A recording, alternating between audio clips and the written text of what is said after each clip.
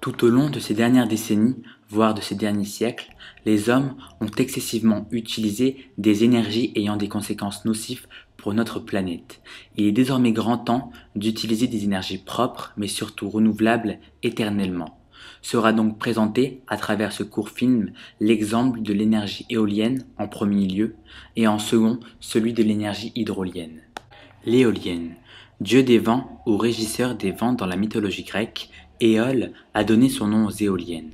Ces structures de fer sont conçues de manière à tourner selon la force et la direction du vent. Ainsi, elles transforment cette énergie en électricité, alimentant les habitations ou les infrastructures avoisinantes. Lorsque plusieurs éoliennes sont installées sur un même site, on les regroupe sous le nom de parc éolien. Par ailleurs, ce système a également été adapté pour être installé en pleine mer, offrant des vents plus réguliers et puissants. On parle alors de parcs éoliens offshore lorsqu'ils sont en mer et onshore quand ils sont sur terre. Il est à noter qu'une éolienne démarre son activité avec un vent soufflant à une vitesse de 10 à 15 km/h et atteint son régime optimal lorsqu'il est à 50 km/h. Par mesure de sécurité, elle s'arrête automatiquement lorsque les vents atteignent 90 km/h. L'éolienne est constituée d'un mât et d'une nacelle contenant le mécanisme de la structure rotor-générateur-multiplicateur. Le mât, mesurant plusieurs dizaines de mètres de haut, 10 à 100 mètres, il est surplombé par la nacelle et le rotor. L'énergie produite est acheminée le long de ce pilier pour rejoindre la centrale. Une échelle est également accessible aux techniciens pour rejoindre le sommet ou le panneau de commande de la structure. La nacelle. Ce bloc comprend le rotor, le générateur et le multiplicateur. À l'arrière de celle-ci sont disposés un anémomètre et une girouette, permettant de calculer la force et la direction du vent. Grâce à ces informations, la nacelle et le rotor tournent automatiquement afin de mieux capter le souffle du vent. Certaines éoliennes très élevées incluent également un indicateur aérien, une lumière précisant aux avions la présence d'un obstacle. Un paratonnerre la protège aussi de la foudre. Le rotor. Sans celui-ci, l'énergie cinétique du vent ne pourrait pas être transformée. Les 2 à 3 pales composant cette hélice la récupèrent, ce qui les fait tourner à une certaine vitesse. La différence de pression entre les faces des pales enclenche le mouvement du rotor en transformant l'énergie cinétique en énergie mécanique. Le multiplicateur. Plus les pales sont grandes, plus le rotor tourne lentement, entre 5 à 15 tours par minute. En revanche, le générateur nécessite une vitesse de rotation oscillant entre 1000 à 2000 tours par minute pour produire de l'électricité. Aussi, le multiplicateur agit comme une boîte de vitesse et accélère la vitesse du rotor. Le générateur.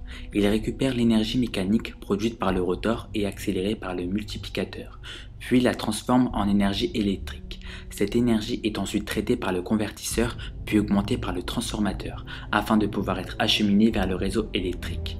Pour cela, elle parcourt un câble descendant le long du mât et rejoint sous terre la centrale électrique. L'éolienne fonctionne donc grâce au vent. Mais la question que l'on pourrait se poser désormais est: qu'est-ce que le vent ? Le vent est un mouvement de l'air né sous l'effet des différences de température et de pression. Le soleil, en effet, chauffe les mers et les continents qui eux-mêmes chauffent ensuite les masses d'air au-dessus d'eux. L'air ainsi chauffé augmente de volume, il devient plus léger et s'élève. Cet air chaud qui monte rencontre un air froid qui, lui, au contraire, descend.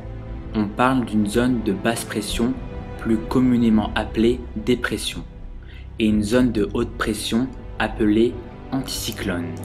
L'air chaud, contenu donc dans la première zone, attire l'air froid, présent dans la deuxième zone. L'air se met alors en mouvement. Il se déplace donc des anticyclones vers les dépressions. Et c'est ce qui provoque le vent, un déplacement d'air. La question qui se pose est donc: à quoi sont dues ces différences de température entre l'équateur et les pôles? Et la réponse est que cela est dû au réchauffement inégal de la Terre par le Soleil. À cause de la sphéristicité de notre planète, les pôles ne sont quasiment pas touchés par les rayons du Soleil, contrairement à l'équateur où ces rayons y frappent perpendiculairement, offrant une plus grande concentration de rayons et ainsi donc de chaleur à celle-ci. Passons désormais au cas de l'énergie hydrolienne. Les hydroliennes exploitent l'énergie des courants de marée. Le principe de fonctionnement d'une hydrolienne est simple. On place des hélices ou des turbines dans l'axe des courants des marées pour capter l'énergie que ces dernières peuvent fournir. Le courant va faire tourner l'hélice de l'hydrolienne qui va transformer l'énergie mécanique acquise en énergie électrique grâce à un alternateur. Cette électricité est ensuite acheminée par des câbles reliés au rivage jusqu'à différents points de distribution. Les hydroliennes les plus utilisées sont celles à axe horizontal. Elles sont fixées au sol marin par un socle. Celles-ci peuvent contenir jusqu'à 4 hélices.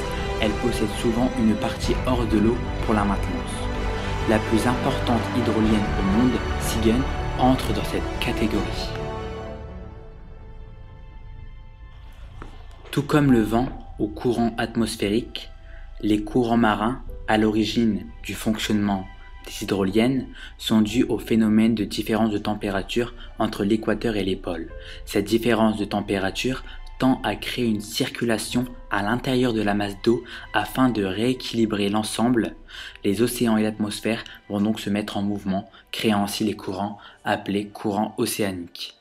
En conclusion, l'éolienne fonctionne donc grâce au courant atmosphérique, tout comme l'hydrolienne qui fonctionne grâce au courant marin, qui sont tous deux dus aux écarts de température entre l'équateur et les pôles, qui sont eux-mêmes dus à la sphéricité de la Terre. Or, la Terre ne cessera jamais d'être sphérique, ce qui permet d'affirmer que les courants atmosphériques ou marins continueront toujours d'exister et donc que l'énergie éolienne et hydraulique fonctionnera toujours. C'est donc une ressource infinie, une énergie renouvelable et propre à utiliser.